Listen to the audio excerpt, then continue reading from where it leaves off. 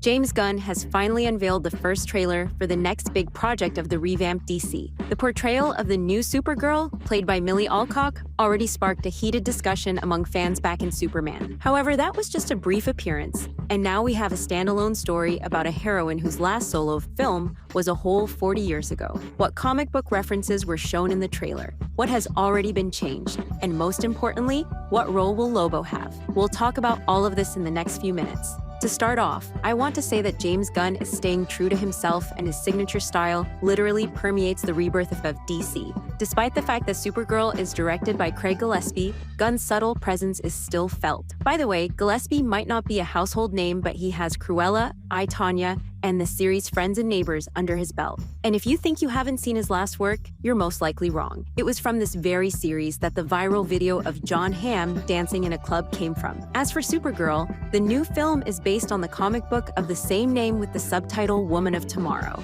Initially, the feature film was titled the exact same, but during production, the decision was made to simply leave it as Supergirl. And well, that's understandable, because judging by the trailer, the film won't be a literal adaptation, but will use the story as a foundation, add new characters to the plot, and will most definitely change the ending. But let's break it all down step by step. Let's start with the very comic that the film is based on. Overall, it's not surprising why James Gunn chose this particular one. Firstly, it introduces the reader to Supergirl's backstory, without delving into a detailed origin story. That is, we learn what happened to Krypton, why Kara grew up the way she did, and why she didn't end up on Earth like Superman as the plot unfolds. The viewer doesn't need to know or read anything before this comic, because it is quite self-sufficient and solid. In this 8-issue story, just one flashback and a couple of dialogues are enough to reveal and convey her backstory. This way, an understanding of the character, her lifestyle, and worldview is achieved without wasting time on showing it in detail. In general terms, we already know what happened to Krypton, and even Superman didn't dive into the deep roots of Kal-El's arrival on Earth. Understanding that the audience would hardly want to get into another story of resistance, Gunn, along with Gillespie, chose a more effective way to introduce the new heroine as the plot develops. However, there's no need to worry that Krypton's story won't get any attention. The trailer has several scenes that show what happened to Superman's home planet. During the cataclysm on the planet, Supergirl's father, Zor-El, managed to build a dome around Argo City and separate it, thus saving several thousand lives. But this new reality didn't last long, because the soil of the remnant of Krypton was contaminated, which led to deaths from radiation poisoning. In other words, through the flashbacks that have already flashed by, we will still see the fate of the Kryptonians. Secondly, the comic itself at times resembles Guardians of the Galaxy. It's an intergalactic adventure with aliens, spaceships, unimaginable creatures, and even dinosaurs. On paper, it sounds debatable for a film adaptation, but that's what James Gunn is for. When he came to Marvel to direct Guardians, it seems that besides him and Kevin Feige, no one believed that anything worthwhile would come of it. While the Avengers consisted of humans, a super soldier, a thunder god, and a green powerhouse, a talking raccoon, and a tree clearly stood out from the overall picture. But in the end, it turned out to be one of the most vibrant and beloved trilogies with charismatic characters and an amazing soundtrack. Gunn showed from the very first scene of Quill walking with his player just how fun it was going to be, and we'd be rewatching it again and again. The Supergirl comic, in terms of atmosphere, is indeed closer to the Guardians than to the traditionally dark DC universe, but that's what makes it stand out. And Gunn, like no one else, understands how to properly present such a format, even if he's not in the director's chair himself. And thirdly, the story in the comic is told from the perspective of another heroine, Kara Zor-El. Although playing a key role here is not the focus of the narrative. Her companion Ruthie is very naive, unaware of many things, down to the fact that you need to wash your hands with soap, and many plot points are built on this. If the Guardians had Drax and Mantis with their childlike straightforwardness,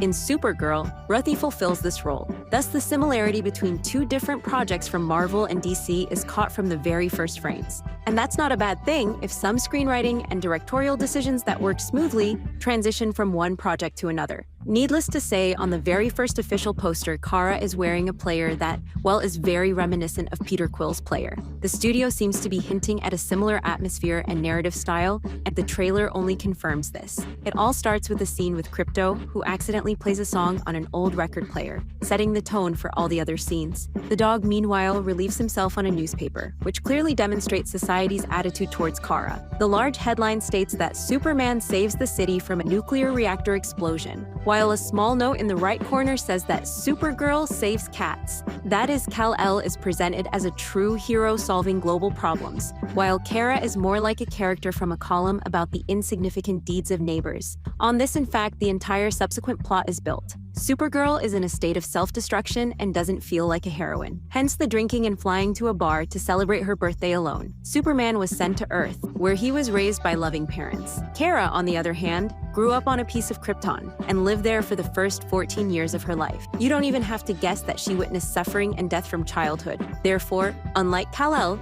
Kara is a much harsher and more broken character. Superman, by the way, will also appear in the film. This was revealed at the recent Comic-Con in Brazil. Millie Alcock said she filmed a scene with him. In it, they spoke Kryptonian. It's understandable that Superman's role will likely be small and probably limited to just a brief appearance. The trailer showed that in the film, they made Kara 2 years older because in the comic, she was celebrating her 21st birthday. Furthermore, the plot's focus has also shifted to her. The source material begins with a murder and follows the character Ruthy's desire for revenge. Kara gets involved in this by accident. The trailer, however, immediately focuses on Supergirl, and the entire story will follow her. It also demonstrates that the film's central storyline will closely follow the comic. We won't spoil the plot, but the motive for tracking down the main antagonist, Krem, is the same. This is supported by the scene where an upset Kara is petting a clearly ailing Krypto. And overall, there are many scenes in the trailer that hint at events from the source material. For example, in a short frame, we see the main heroine in space starting to scream. This scene is very similar to an event that happened in the comic when Kara and Ruthy were traveling on a space ferry. Along the way, they encountered a dragon that eats everything metallic. Supergirl took a red kryptonite pill to enhance her powers and was able to defeat it in open space. It sounds impressive, and it's almost hard to believe they kept this encounter in the script. Naturally, the film is fully immersed in a cosmic theme, but a space dragon, that will be a real spectacle. At this rate, we can expect the picture to also show the magic arc that accompanies the story in the comic. Now regarding Lobo, played by Jason Momoa. He was introduced to us exactly a year ago, and honestly, the casting choice is more than successful. Despite the fact that Momoa has become an example of an excellent Aquaman for many, his portrayal of Lobo is a perfect fit for the character. There were, however, concerns that the makeup artists might ruin everything, but his appearance looks promising so far. It's just a shame that it only lasts a couple of seconds, and there is still no clear idea of his role. Lobo was not in the original comic, so his introduction will lead to a new storyline. DC tried to bring the character to the big screen as quickly as possible after many years of waiting for the right moment. At the same time, the comic's author Tom King noted that he initially wanted to introduce Lobo and make him Kara's partner in this adventure. Perhaps his drafts form the basis of the screenplay. It's unlikely he will change the central storyline, but he will accompany the heroine for some time. Of course, we can't ignore the soundtrack. This is a whole separate topic in every film where James Gunn is listed among the creators. The song playing in the trailer is called Call Me, performed by the band Blondie. The track was released in 1980 and topped the charts for a long time. It perfectly conveys the heroine's rebellious spirit and sets the tone for the entire trailer. And of course, it fits perfectly into the action-packed scenes. However, it's hard to shake the feeling that in at least half of these scenes, Kara seems to be fighting the Ravagers. Although maybe it just seemed that way to us. In general, it's important to understand that the Supergirl comic is a rather personal story that manages to span several planets and seriously expand the boundaries of the galaxy. Judging by the first trailer, the adaptation will remain true to the source material in this regard. But the question of how much remains open. Will magic, space dragons, and the edge of the galaxy be introduced? Or is the nascent cinematic universe not ready for that yet? And we can be sure that the creators will have to change the story's ending because in the original, it features a time jump a decade into the future. The current timeline can't afford something like that, so they'll have to figure something out. We suggest you speculate in the comments on how they might do this. And while you're at it, share your impressions of the Supergirl trailer. How do you like Millie Alcock in the new role? And what do you think about the look of Lobo? That's all for today, friends. We'll see you in new videos very soon.